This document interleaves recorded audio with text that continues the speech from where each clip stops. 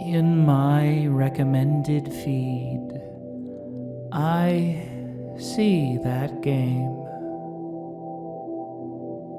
Silent Hill 2. Each video told me to like, share, and subscribe someday.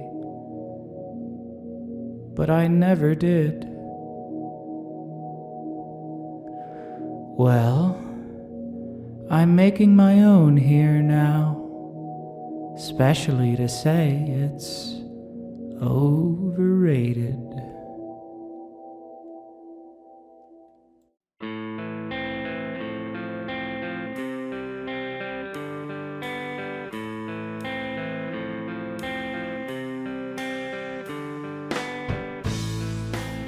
The Silent Hill 2 remake is set to release on October 8th.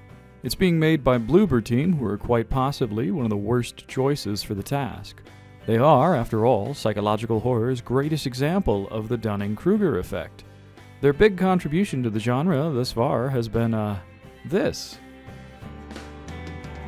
I gotta get like 5 to come out at the same time. I feel like the asset is loading right here. You know what I mean?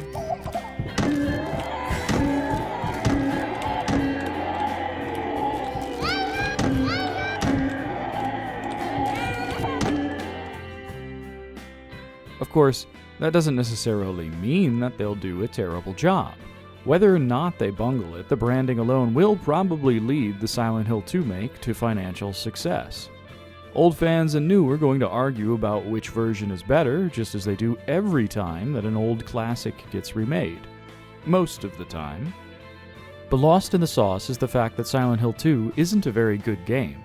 Far from the near-perfect survival horror that it gets touted as, Silent Hill 2 is an atrocious survival experience, and I'm just gonna say it, its horror elements are pretty middling, because it's not a horror story. It's something else entirely, and that something else really has stood unmatched in the medium. It's just also been largely unrecognized for what it is. And that's the tragedy of the remake. There's a ton to improve here with the right touch. But when the gameplay is overrated and the narrative is misunderstood, well, what do you think is going to happen?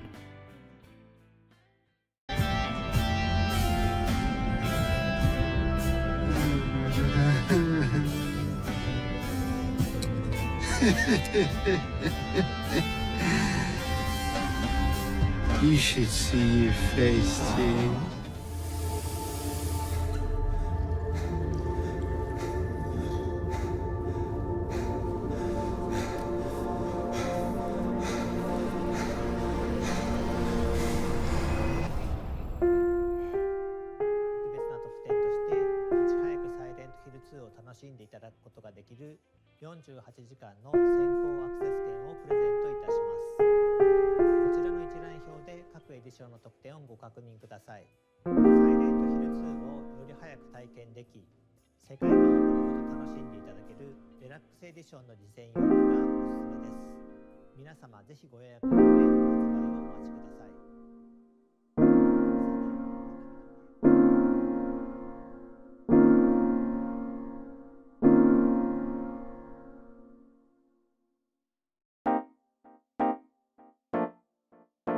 Not that it really needs to be said, but let's slap the official Frankie B game older than the average Kenyan spoiler warning right here. The two key components of survival horror are simple: spooky guys chasing you, and limited resources. And so, at these fundamentals, Silent Hill 2 fails. Because there's no scarcity. You're going to have a horde of bullets and shotgun shells and red Gatorades, and none of the enemies pose any real threat. See, in Resident Evil, resources really are scarce, and you can only carry so many of them at once. The net effect is that you make decisions throughout the entire game. What items to take, what items to pick up, what enemies to kill, what enemies to run by. Even your route through the level becomes something that you actively think about. That's not to mention that these games have alternate scenario routes which change things up alongside difficulty settings that mostly actually function. As well, they plainly don't give you enough ammo to just shoot everything, which in and of itself necessitates actually choosing when to expend it. In Silent Hill 2, your first playthrough is the same as the second, the third, the fourth, the fifth. You arrive at a fork in a hallway, you pick a direction, and you explore every room possible in that direction. You kill every single enemy along the way, then return to the fork and repeat the process in a different direction. And this is for every single level, multiple times per level. The issue is that enemies don't pose a threat to you individually, so it's genuinely safer to just kill them than to try to run past them. Not to mention, you have an infinite use melee weapon.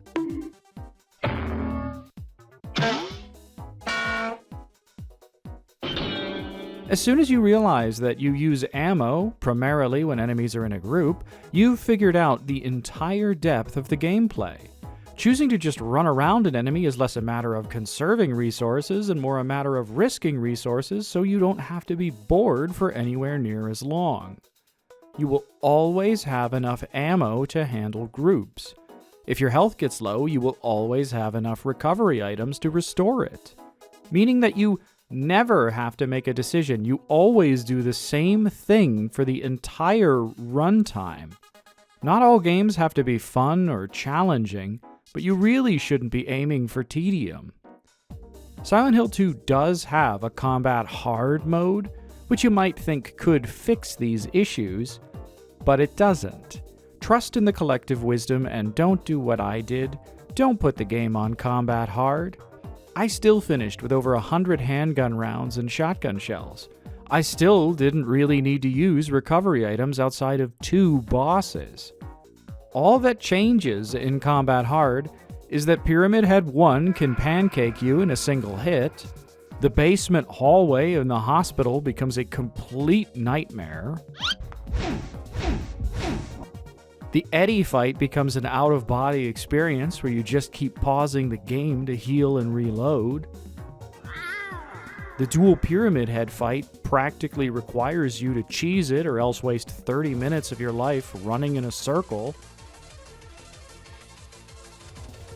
And the final fight becomes a boring reprise of the Eddie fight, and you really just wish the damn thing would end.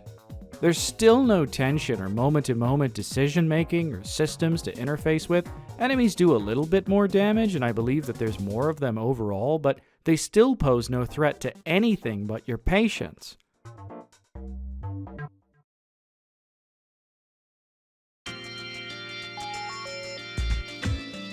So it's pretty clear why I think survival without scarcity and tedium over tension makes for a rotten, monotonous experience.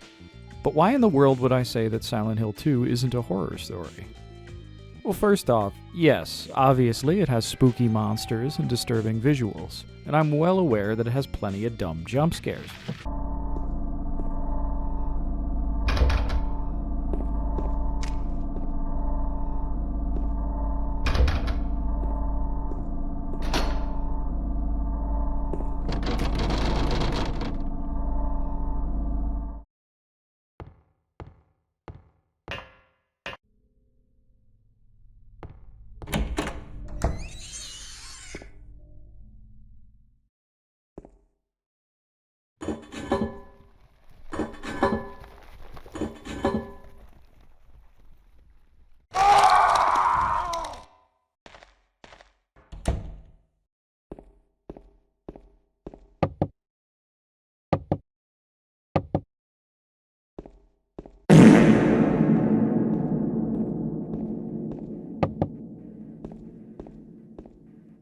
When you break down the big picture story in comparison to the other Team Silent entries in the franchise, it just doesn't seem to fit.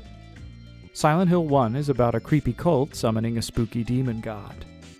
Silent Hill 3 is about a creepy cult summoning a spooky demon god, but this time through the medium of a fetus inside the protagonist.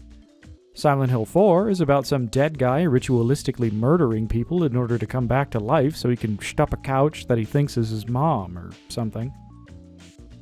Obviously, there's more to these titles, and there are mature themes at play in them, but these are themes that wind about otherwise straightforward horror narratives where the big focus is on the big bad and on the hero saving the day. Meanwhile, here's some episode synopses from the first season of The Twilight Zone. A man with no memory of who he is finds himself in a strange, empty town. A town drunk faces an infamous killer after magically regaining his gunfighting skills. An ad executive under pressure at his job visits his old hometown, only to find himself returned to his childhood. I certainly wouldn't call The Twilight Zone a horror series. And it lies between the pit of man's fears and the summit of his knowledge. This is the dimension of imagination. It is an area which we call the Twilight Zone. While Shattered Memories comes close, What 7-year-old actually knows who their parents are anyway? So she obsesses and obsesses over this fantasy dad propping up her make-believe with scraps of a happy life that never was, scraps of a father who never existed. Wake up! Silent Hill 2 is really the only one whose premise matches that Twilight Zone vibe. A grieving widower receives a letter from his dead wife, asking to meet with him at their special place in a sleepy lakeside town. It's ridiculous. Couldn't possibly be true. That's what I keep telling myself. A dead person can't write a letter. The truth is, I don't really like most horror. The root of horror is supposed to be real-life anxieties filtered through an individual's imagination and experiences. But in reality, most horror that's out there is instead a bunch of homages to old horror tropes and classics, with some spooky monsters and loud noises. A lot of it is also so far removed from anxiety that it's just these big, over-explained, over-complicated, abstract ideas. That's why I can't really get into the other Silent Hill stories. Cults, demons, rituals, it really pulls me out and makes me not care. So yes, when the spooky ghost jump scares me in PT, I get startled for a half second.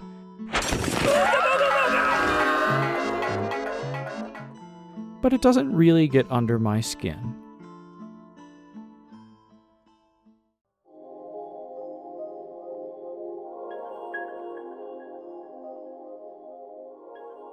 Silent Hill 2, by contrast, is the good stuff.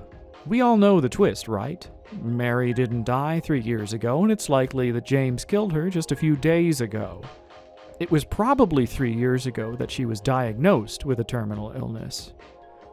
Both James and Mary, as such, got to watch and experience Mary's slow, inevitable death, and James got to become a lightning rod for all of her hatred and fear and anxiety and weakness and helplessness. Smothered in his own grief, having to simply take Mary's abuse, fermenting all the while in resentment, having to come to terms with the fact that, despite it all, he was going to be the one to get to live on. Under such pressure, could you really say that you wouldn't have been tempted by that same evil? Watching someone you love just wither away and die, knowing that there's nothing you can say to offer them comfort, nothing you can do to try to make things right, knowing that there's no cosmic order mandating it, no karma that explains it, no right and no wrong, but just a big jumble of human emotions and connections that random chance has abruptly severed. It's a dreadful state of mind to be in, this hyper-awareness of vulnerability and mortality and how fragile everything, absolutely everything is. And yet somehow it's also a nostalgic, familiar, comforting feeling. It all has meaning because it all could end at any point. Progress, finally. Man, this really feels like I'm Freaking James Sunderland. Jumping down holes. This is what's going to get lost, what's already been lost. That Silent Hill 2 was someone's idea. The story meant something to someone. The story was someone working through their hardship, working through these thoughts.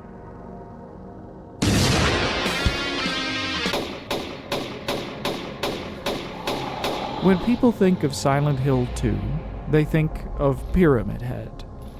But they really should think of Mary's letter. The leave ending, which is the only one that ties up all of the game's loose ends and which doesn't involve playing like an absolute moron to achieve. Holy shit, you know what? Fuck Maria. I don't even care about her, I'm just running.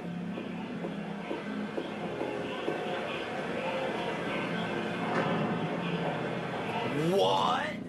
Is perhaps one of the most heartfelt and devastating performances ever put into this medium. It is absolute and pure catharsis, which will probably never be topped. It is definitive proof that Silent Hill 2 is not a horror story.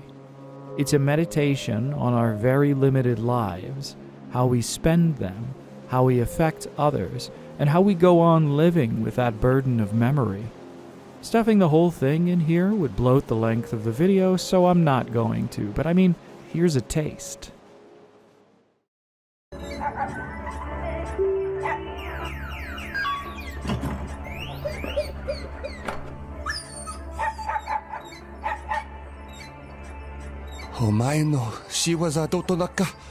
Okay, no, actually this time. That means that as you read this, I'm already dead. I can't tell you to remember me, but I can't bear for you to forget me. These last few years since I became ill, I am so sorry for what I did to you, did to us. You've given me so much, and I haven't been able to return a single thing. That's why I want you to live for yourself now. Do what's best for you, James. James, you made me happy.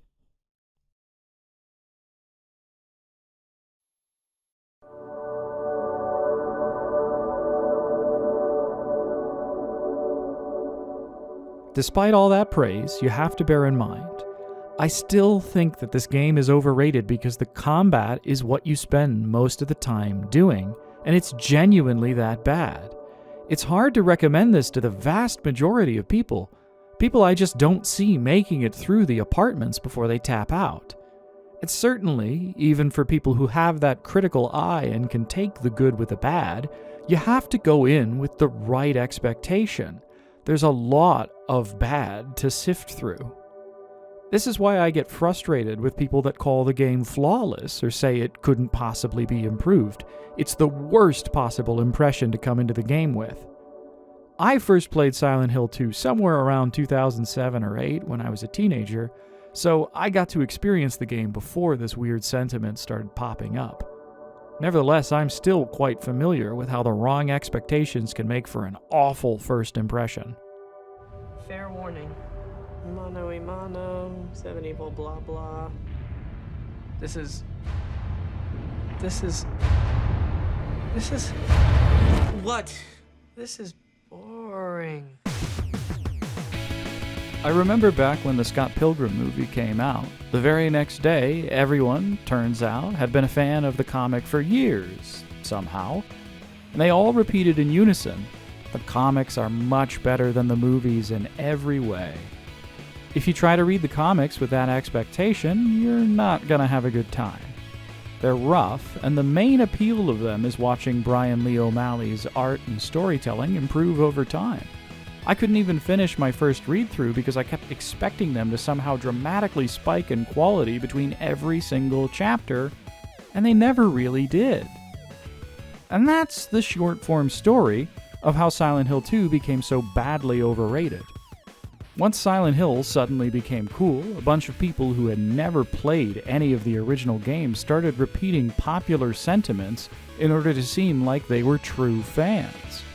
Normally, these hipsters would just fall to the wayside, but the problem was there were a lot more people pretending to be fans than there were fans, which is the longer form story. That story begins in 2008 with the financial crisis. I think this is the most significant financial crisis in the post-war period. The federal government's big response to rein in the economy was to lower the interest rate. Bullet for the economy, the Fed fired a shotgun blast. In slashing its benchmark interest rate to the lowest level ever, the Fed said rates were likely to remain at exceptionally low levels for some time. Cheaper debt spurs more economic activity. Companies take on more debt to fund just about anything. Hiring more staff, buying more equipment, building new offices, so on. This creates inflationary pressure as money that was sitting around in the banks is drawn out and put into circulation. Except, the story of the 2010s is that the interest rate was at the lowest it had ever been up to that point, and then the anticipated inflation just never showed up. That set the stage for some absolutely insane growth.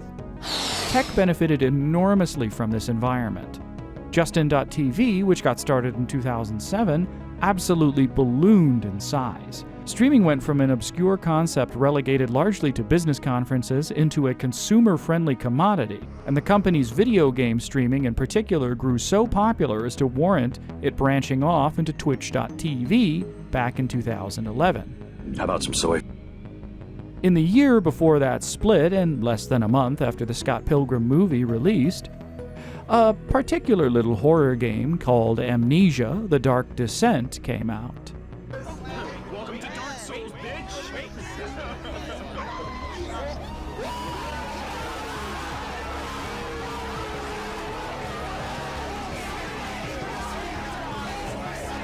Watching streamers pretend to be scared became a massive, lucrative market for the streamers, for the platform, and for game developers all alike.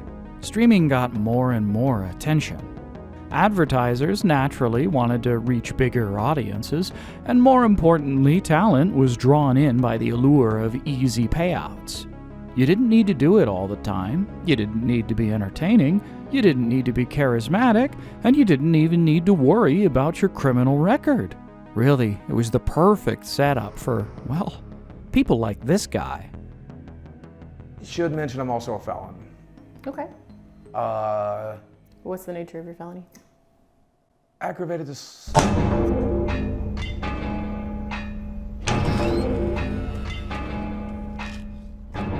Then, in 2014, PT shook the market up even more. However popular Amnesia was, PT was so much more.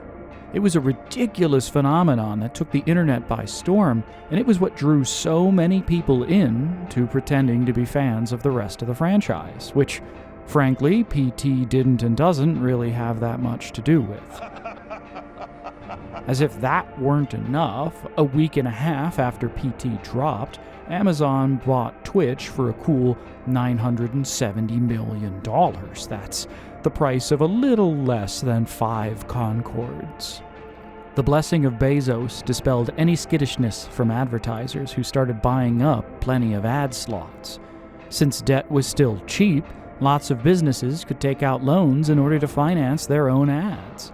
Twitch could offer juicier payments for more talent to come onto their platform, and if you were new to Twitch at the time, playing PT was a pretty easy way to get noticed.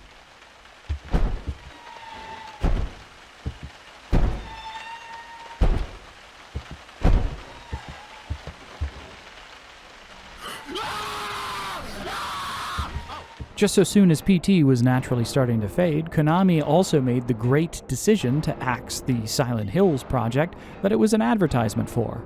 Lightning in a bottle. The game was immediately immortalized. Silent Hills would never get the chance to disappoint like the decade of Silent Hill games before it had. That's why the popularity of PT was so historically massive, and why the number of people it got interested in Silent Hill dramatically outnumbered the actual fans of the series prior to its release. It was a once-in-a-lifetime thing, this product of market forces way beyond its control or influence.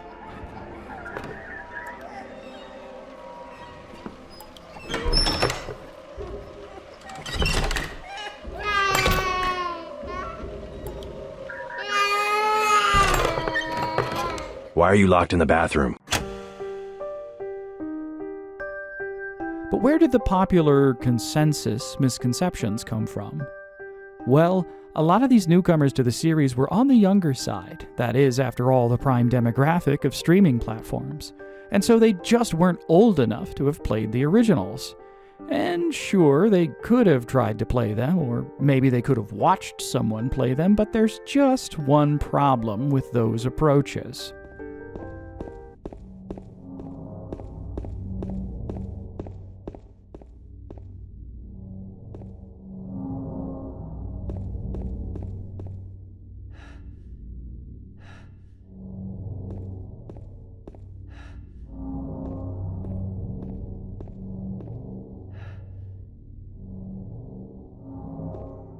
Like I said, the gameplay isn't very good.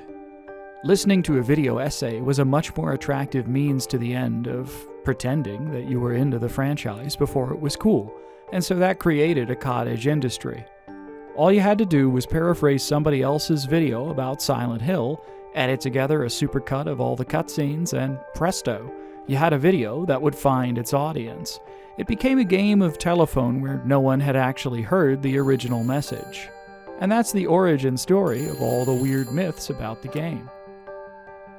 I know you think I need to get a real job, but I just want to let you know I'm not going to. I'm not going to walk into some job when I have 4 million subscribers. Who are you? I'm one of the original YouTubers. What I'm going to do instead is go back to making content, go back to telling stories.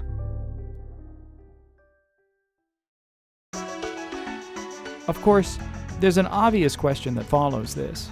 Who the hell cares? What does it matter if the game is overrated and hipsters spout nonsense about it?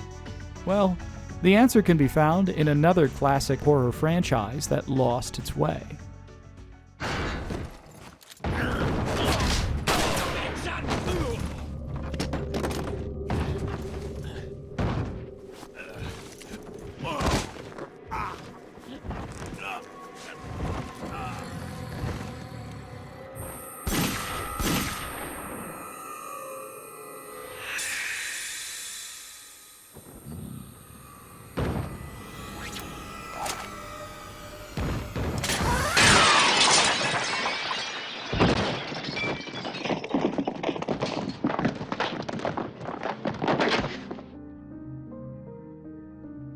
The Exorcist has a reputation of one of the scariest movies ever made.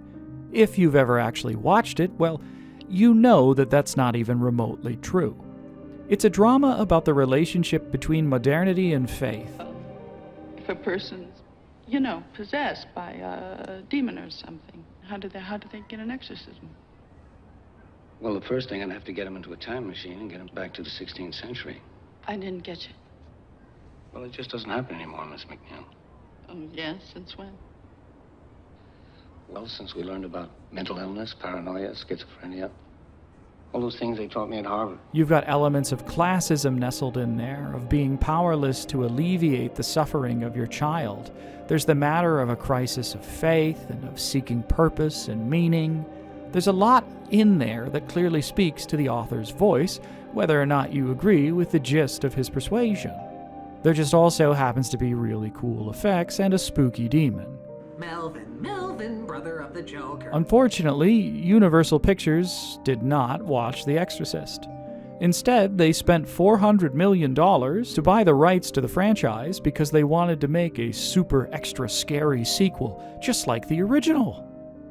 In order to one-up one of the scariest movies that was ever made, they had to go the extra mile. 2 demons instead of 1, alongside a certified 2020s era classic, If We All Just Get Along, plot resolution. Every culture, every religion, they all use different methods. It's going to take all of them. Well, it bombed badly enough that it led to the cancellation of a planned trilogy of god-awful Exorcist sequels. That's millions of dollars absolutely incinerated, all thanks to a horrendous misunderstanding of the original film's enduring appeal and listening to the popular consensus about it instead. But hey, at least no one's going to argue that Believer somehow replaces the original Exorcist. The body and the blood! The body and the blood! Catherine! The body and the blood! The body and the blood! But why? Why would you do that? Why would you do any of that? The problem is, they're gonna say that about the Silent Hill 2 make. Because it has better graphics, and because it has more content, and because those people pretending to be Silent Hill 2 fans will have actually played this one. And that makes sense. The remake is clearly made for these people, and not for fans of the original. Why do I say that? Well, it's because I don't get the impression that Bloober Team at all understands Silent Hill 2. They seem to share those same misconceptions about the game, and that's apparent in all of the media that they've released so far as teasers and demos. First, I want to look at some general grievances that I have with what they've churned out. Improving the combat should have been an easy win, right? There was nowhere to go but up. What we have here is a weird blend of Resident Evil 2 make's gunplay and the Callisto Protocol's melee? Comparing something to the Callisto Protocol is usually not a very good sign. James, the everyman, seems to be able to swap between his melee and ranged weapons at lightning-fast speeds. His dodge has a ridiculous amount of iframes, so I don't understand how combat is supposed to be even remotely threatening. QTEs were demonstrated in the old combat trailer, which got massively panned, and you don't visibly see them in the newer gameplay demos, and yet they're still obviously there. Look at the segmented animations. The guns have no kick at all, and yet they shake the screen in utterly obnoxious ways. I seriously do not understand how this shotgun animation made it to the production version of the game. Why is he holding it like he wants to have a broken jaw? Zooming in on an item when you pick it up is like fine enough, but it creates this emphasis on realism light. Okay. Then I noticed the animation of him tucking a giant plank of wood into his coat. Like, what? Is he gonna do that for the giant's knife? Why would you spend so much time emphasizing realism and then you just break it? Why was the ampule turned into a rusty needle? Why would you ever stick yourself with that? Is James going to get AIDS? Then there's the bad stuff. The misunderstood stuff. So starting off, the vocal performances. There's something wrong with it? Number one problem. Everything is being played straight. It comes off like any other horror title. The performances, frankly to me, they feel rushed. Maria sounds like she's reading through her lines for the first time, and they're doing one-and-done takes. Did something happen to you after we got separated in that long hallway? Are you confusing me with someone else? James doesn't sound like he was given any direction. He comes off as like generic good guy. Laura,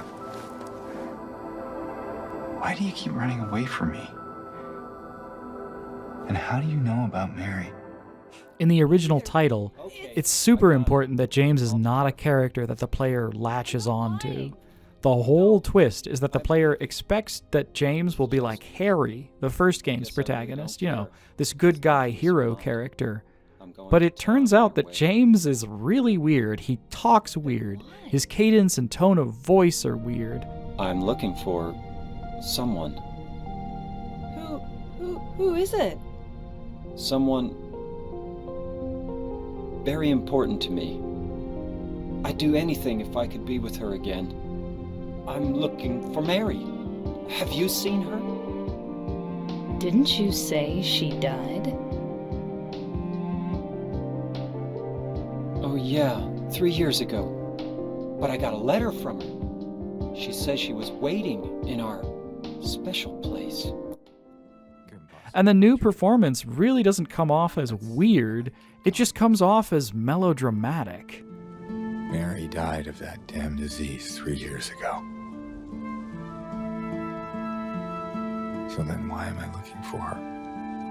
Mary died of that damn disease 3 years ago. So then why am I looking for her? The fact that Maria calls out to Laura is a pretty big red flag to me. It's okay. We don't want to hurt you. One of the subtle little tricks in the original game is that Maria never interacts with any member of the cast except for James. The whole line, "I'm real," is given another tasty layer of meaning due to this, but no, I guess now she can interact with them? Maybe they'll pull something stupid and Laura will say, while looking directly at the camera, "But there's no one else with you." And James will make a confused face and look directly at the camera and go, "But what do you mean? Maria is right here. Maria?" The scene where Laura locks James in with Burger King foot lettuce also seems done wrong. The point in the original is that Laura asks James to say the magic word. James refuses to say please, and he just gets more irate. The point is to make him look a little more unhinged to contrast with the meek persona that we had seen up until then. In the remake, James explicitly says please. Please open the door. There's something in here. She just locks him in there anyways because why exactly? Is the point that she's a jerk? I don't get it. The underground prison sequence portions that they've showed off, I don't know how you can miss the point of that scene so hard. Maria's posture in the remake is menacing, and her eyes being wide open is this obvious tell of danger. There's something very wrong here. They went out of their way to make her look creepy, as if the audience was too stupid and would have trouble understanding that her, apropos of nothing, revealing that she has entirely too intimate knowledge of James, is scary? Or that James watched her die and yet there she is, totally normal that she'd be in there. No, I think that we get it. Was this changed for modern audiences? In the original, her eyes are mostly in shadow. Her posture is relaxed. Her tone of voice is playful, which then traipses the line between menacing and seductive.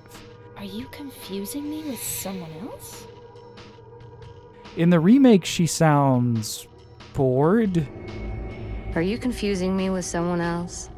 James is dazed and confused in this scene for a reason. He's assaulted by the existence of something that should not be.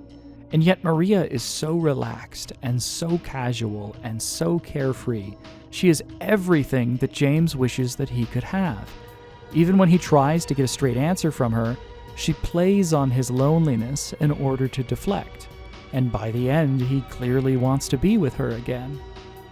But in the remake, she looks like a demon. I am Zuzu. Bloober has written in new dialogue as well for the characters, which makes sense given that they've added in more content. But whereas they said that they were going to modernize the script, in reality it just looks a lot more like bastardizing it. The biggest influence in the presentation that I can see here, well, it's not Silent Hill 2. It's big budget horror games. It's Callisto, it's Dead Space, it's Resident Evil 7. I don't see the David Lynch, I don't see the Twin Peaks, I don't see the Eraserhead. Is it supposed to be doing that? Yeah, it's like his whole shtick. Alright. Of course, the game isn't out yet. Maybe despite all suggestions and signs to the contrary, it'll be really good. But whether or not it is, it's going to be a roaring success. No matter how much it butchers the source material or trips over its own undercooked systems, it's going to be praised as this incredible, indelible horror experience that will come to define a whole new generation of scary games. Subtle, consequential horror will remain relegated to the realms of the indies, and the AAA stuff will all be stupid, dumb schlock. Honestly, I would be amazed if anything good ever came out of Silent Hill again.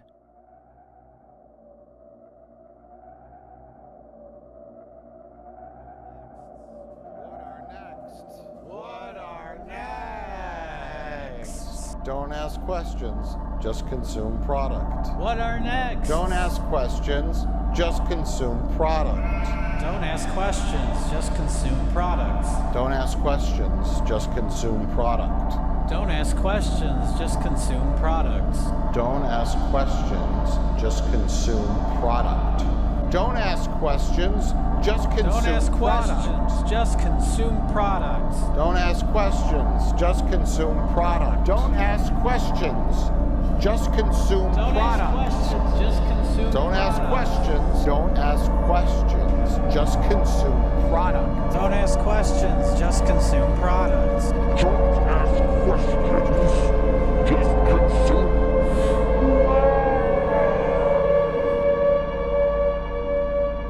It's time to let it go.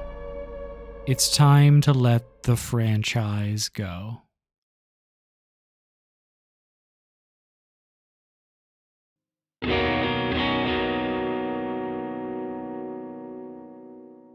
Despite all the praise lavished on it, Silent Hill 2 is largely underappreciated for what it actually is. And so, once the remake releases, it will also be forgotten for what it was.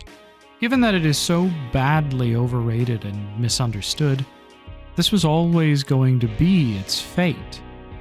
Having long been talked about as if it were no different from any other horror game, soon enough, that's all that it will be. The remake's increased accessibility and availability will bury the original. For a long time, I've hoped that someone might come along and one-up Silent Hill 2. I've hoped to see an engaging gameplay loop with an emotionally wrought horror story written by someone with actual life experience, rather than a pastiche script farted out by an affluent 20-something regurgitating pop culture tropes, anime references, and Twitter memes. If that ever happens, it's not going to be done by something in the Silent Hill franchise. Silent Hill 2 was someone's story. It was their thoughts and emotions distilled through the collective experience of an underdog development studio trailblazing in a nascent art medium. The Silent Hill 2 remake is a product, and it's $70.